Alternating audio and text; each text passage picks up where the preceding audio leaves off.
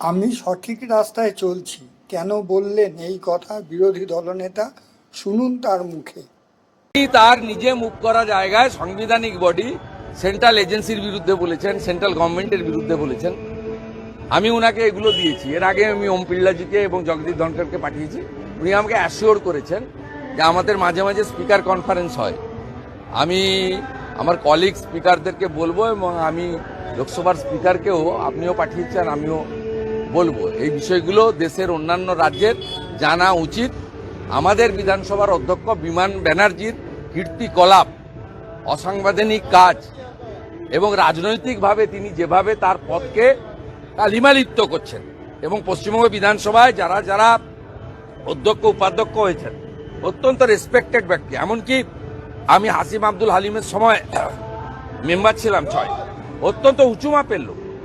এই চেয়ারের গরিমা মর্যাদা সবটা নষ্ট করেছে এই তৃণমূলের বিমান ব্যানার্জি।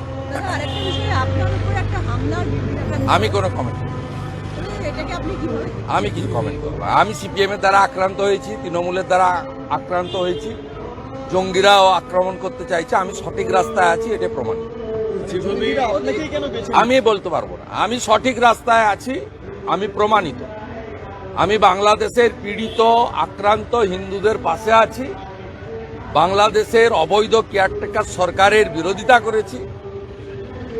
বাংলাদেশে মানবাধিকার, গণতন্ত্র, সংবিধান লঙ্ঘিত হচ্ছে।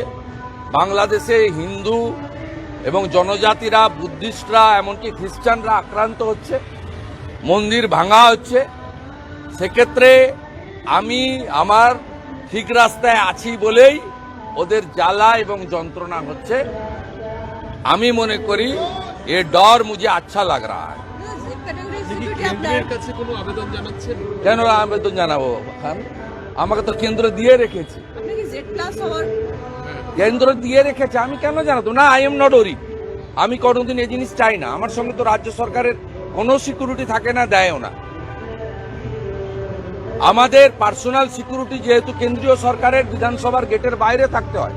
আমি রাজস্থানের স্পিকারকে বলেছি যে শুনে রাখুন, কেন্দ্রীয় নিরাপত্তা বাহিনী পায় বিজেপির এমএলএরা, তাদেরকে বাইরে রাখতে হয়।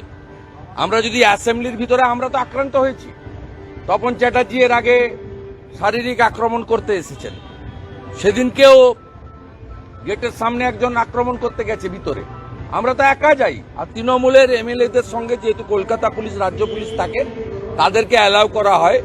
যারা বর্ডারে পাহারা দিচ্ছে, যারা কাশ্মীরে লড়াই করছে উগ্রপন্থীদের সঙ্গে, সেই সিআরপিএফ, সিআইএসএফ, তাদেরকে বাইরে রাখা হয়।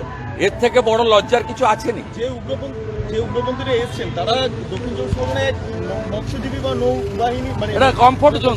হ্যাঁ, এখানে কাশ্মীর থেকে পুলিশ আসে, উগ্রপন্থী ধরা পড়ে। এখানে আসাম থেকে পুলিশ আসে উগ্রপন্থীকে ধরার জন্য। এটা সেফ জোন। আমাকে স্পিকার রাজস্থান বলছিলেন যে আমার এলাকাতেও রোহিঙ্গা মুসলমানদের আবাস হয়েছে, আমরা সাপ্লাই করছেন মমতা ব্যানার্জি।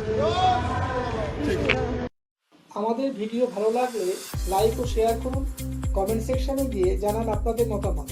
আরও ভিডিও পেতে চ্যানেলকে সাবস্ক্রাইব করুন। প্রতি মুহূর্তে খবরের আপডেট পেতে প্রেস করুন বেল আইকন।